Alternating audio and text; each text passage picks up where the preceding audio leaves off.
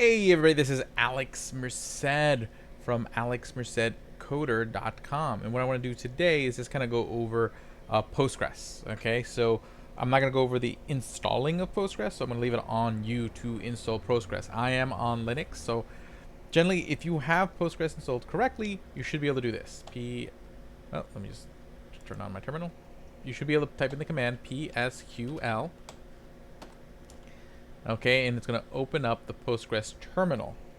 Now to quit out of there, it should be just like \q, and then yep, that takes you right out.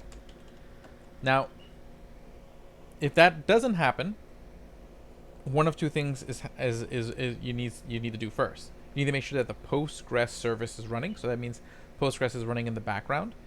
So basically, after you've installed Postgres and you're not getting that issue, make sure you Google how to start the Postgres service. Okay, and then get that done. Usually you type in like something like system control start whatever. Okay, and I think you type Postgres or whatever. Now if you're on Linux, just to be aware, let's say I'm on my user Alex Merced.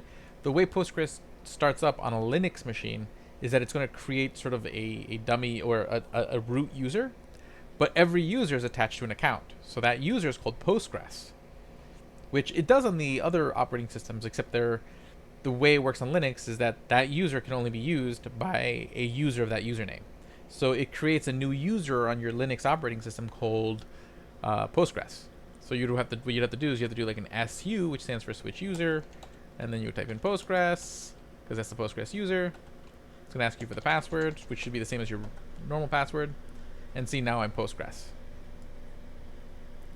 Okay. And then at that point, you can now type in PSQL, go inside Postgres, and then here you're going to want to create a new user.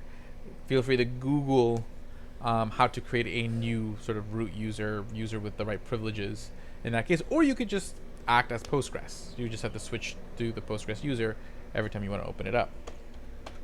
Okay, so I'm going to switch back over to my normal username. Okay, there we go. It's clear. So again, make sure you got to that point, okay? Yeah. So now let's go into Postgres. So Postgres SQL, so PSQL. Okay, and we want to do is first we want to see what databases we have. So let's type in help. Again, I have been using this for a while, so I have some data already existing in here. Okay, if I type in help, it gives me these commands. So again, we can see that this is the quit. These are specifically Postgres commands, not SQL commands. Okay. These are just specifically things. So again, if I want to see other Postgres commands, I type in the question mark. If I want to see the SQL commands, so again, there's a difference between Postgres, which is the particular database software we're using, and SQL, which is a language for interacting with the database. Postgres is one database that uses SQL or SQL as a language for communicating with it. Okay, and so let's first take a look at the Postgres command. So we use the \question mark. Okay, so let's flip through here, see if there's anything particularly that I want to make sure that we go back and do. Okay.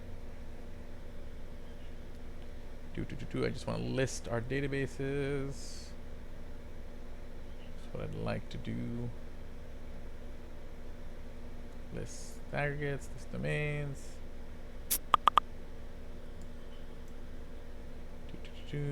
List roles, list indexes. Here we go, list databases. So it's going to be a /L. So let's try that out. Okay, and then we just do list tables, list DT. Okay. So then I think it's just quit. Yeah, you just type in Q and that takes you out of that. So then we just do /L. And here's all the databases that I currently have. Okay, on Postgres. Okay, so I have these different databases here. Okay. Generally, you usually start on the database with your name. Okay. So then I hit Q to get out of that. And then I want to see the list of the tables that are on the database I'm currently on. I do /T. Tuples only is on. Okay. Oh no, /DT. There we go. So these are the tables that I currently have on here. Okay, it's just one table. a public table called test. Okay, let me just go do this again. There we go. Just want to make sure that. Cool. So let's practice creating a new database. So in that case, we're going to want to take a look at the PSQL commands. Okay. Well, technically we could probably do that with just a normal SQL command, so we'll come back to that. But I do want to look up the where's the connection commands? Connection, yeah, /c, connect to a new database. That's okay. Cool. So if I want to switch databases, I type in C, and let's say I want to connect to the Alex Merced database. See, we're now connected to database Alex Merced. Okay, and then again, let's list all the databases. /L. Okay, so let's say I want to connect to that people database. Okay, so then Q, I put in /C people. You are now connected to the people database. Now let's just connect to a database that doesn't exist. Fatal, database does not exist. Okay, so only can move to databases that exist. Okay.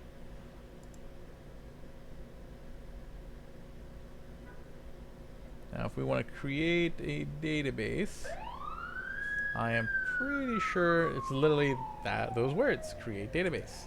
So it should be like create database, and we'll give a name to the database. So this will be our DB. And then again, you end any SQL command with a semicolon. You have to end it with a semicolon. It thinks that it's gonna not realize you finished the command until you get a semicolon. So basically, it has to start with a backslash, so it knows it's a Postgres command, or it's gonna keep waiting until you give it a semicolon. And you can hit enter, enter, enter, enter, enter, and it's just waiting for that semicolon. Okay, and there. See, and then generally, if your command was successful, you'll see the name of that command right after. So we created a database. Let's connect to that database. Okay, /C our DB. We're now connected as our DB. Let's create some tables. Okay, so what you do is you create table. You're gonna give the table a name. Call it table 1.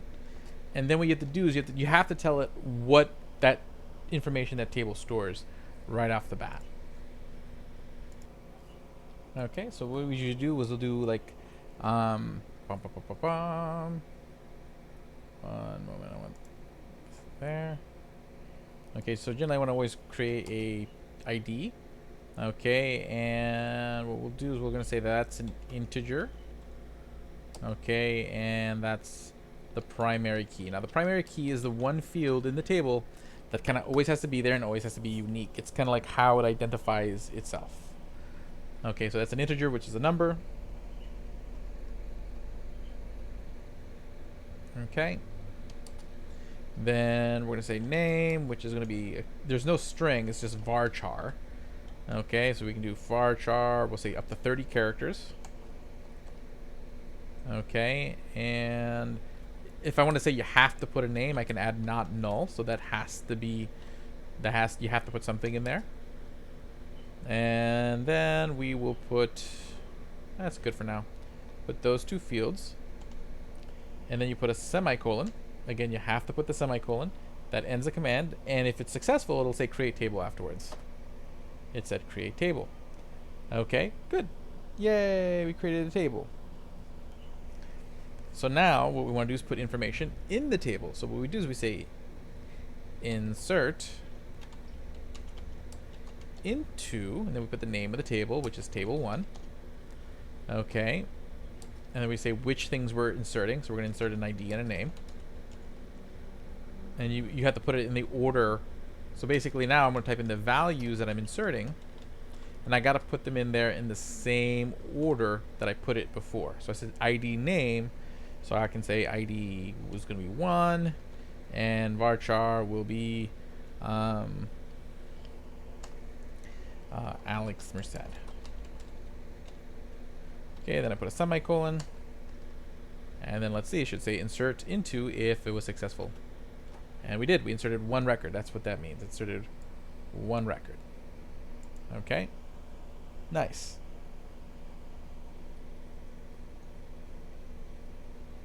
Now if I wanted to insert multiple records, Okay, what I could do is this. I would do the same thing. So we'll just call this ID2. This is the second Alex Merced. But then I would do a comma. 3 Claudio Sanchez, lead singer from Coding Cambria, great band. Although that's needs quotation marks. Okay. And see, now I've inserted 2 records. Okay. Now, what I want to do, if I want to change that record, so I'm going to change, there's 2 Alex Merceds. I don't want there to be 2 Alex Merceds. Okay, I can do update table 1. I want to set, okay,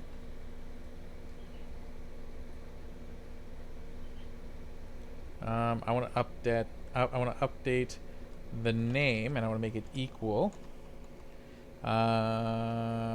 Freddie Mercury. Now where ID equals 2. So it's going to look for the record where the ID equals 2, which is the second Alex Merced, and it's going to change it to Freddie Mercury.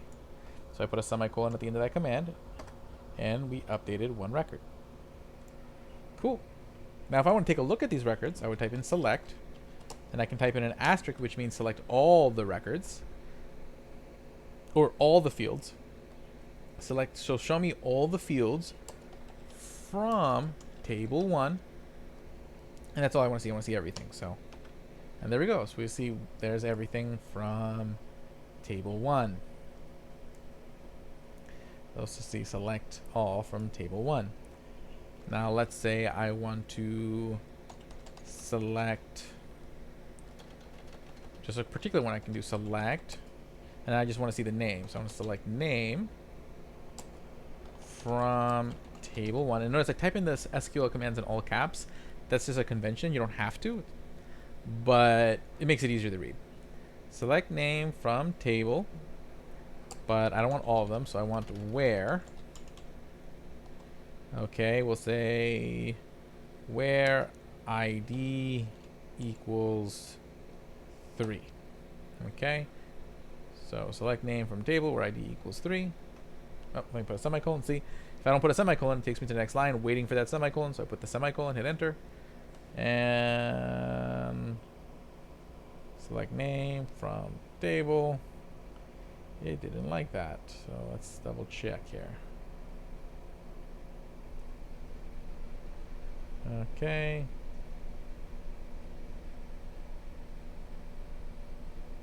Oh, table 1. Sure. Okay.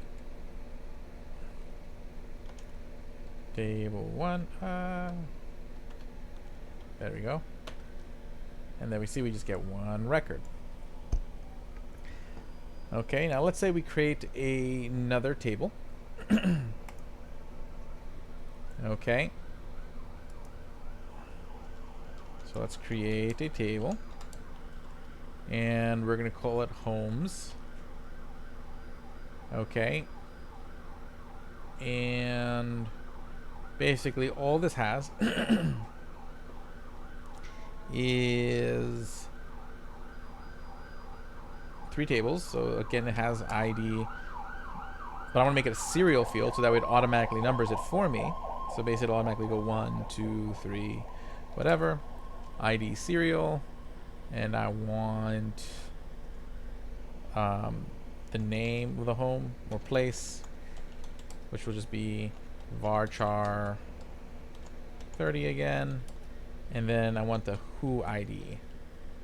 Okay, which will also be an int.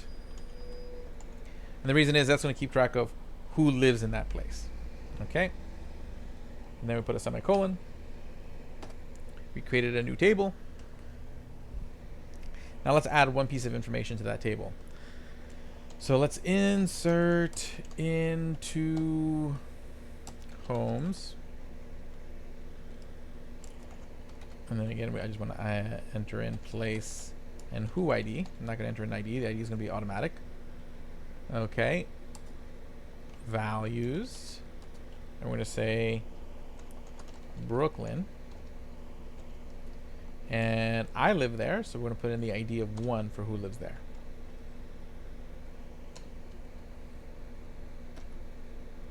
Okay, cool.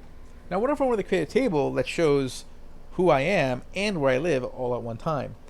This is when we start creating relationships. This is where we start using join statements. Okay. Okay, so what we're going to do, we're going to do select. So we're going to do select.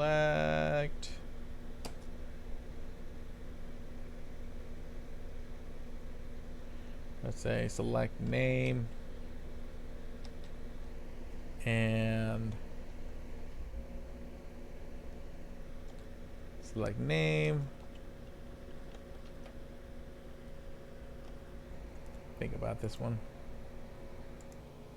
So I think what I want to do is I want to say select name. Oh, I don't want to zoom there.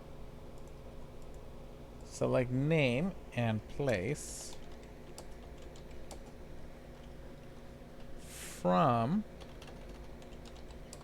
table 1. But I want to inner join, so that means I'm going to combine these tables. Inner join homes on, so basically only show the fields where table 1.id equals homes.whoid. So essentially, since my ID is ID 1, and then in Brooklyn we matched it up with ID 1, it should only show me. Okay, and there we go. So so it says Alex Merced in Brooklyn. So this is what we're doing, is we're combining tables. This is what's called an inner join. So if you think of it like a Venn diagram, inner join only shows the records that have a match on both sides. So that means for Alex Merced, there's a place called Brooklyn. But right now, Claudio Sanchez does not have a home, and Freddie Mercury does not have a home. Okay, and just to insert into homes, we're going to insert another place in the home. We'll call it Queens. And we're not going to inject an ID, so that way there's a place with no one living in it. Okay, so we inserted one record. So an inner join only shows where there's a match on both sides. Now what if I only want to show, I want to show everybody, and then for the people who have homes, show their home. That's where I'm going to do what's called a right join. Okay, because the first table that I mentioned, the table with the people, table 1, is think of it as a circle on the right when it comes to a Venn diagram. Okay, so I'm selecting name and place from, well, actually that's a left join. Okay, table 1, left join. So now it's going to show me all the people. See, it shows me all the people, but doesn't show me all the places. So Queens is not on here because Queens doesn't match up with anybody.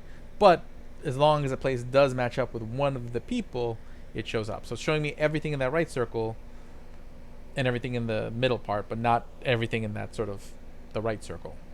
Now if I do that again and I do a right join, it'll show me all the places and only show me people who live in those places. Okay. See, now it shows me Brooklyn, Queens, and Alex Merced's the only person we see because we're showing you all the place records. So there's inner join, right join, left join. And the idea is you always want to have that field that you combine them on. So I'm saying, hey, you know what? What connects these two tables is the ID of the person with the who ID of the home. That's how we know that Alex Merced lives in that home. That's how we know that those two records are connected. Okay, so that's kind of how you do relationships in SQL. Okay, now if we want to get rid of this stuff, you just use the word drop. So if I want to drop table homes, I just drop the table. Dropped. If I want to drop the other table, drop table 1. Now if I want to drop the database, I should be able to just drop the database. Okay, which was called our DB, even though we're in it. Okay, so we have to connect to another database before we can connect to it. So we'll connect back to my database. Said, and now I can do drop database our DB. Oh, semicolon. And then we drop the database. So see, we created a database, we created some tables, we created some records, we did a join, we had some fun. Okay, there's a lot more you can learn about SQL, but the point of this video was just to kind of introduce you to it, so that way you can start playing with it, make sure that your install is correct. But yeah, try it out. Have a good day. I'll see you guys later on.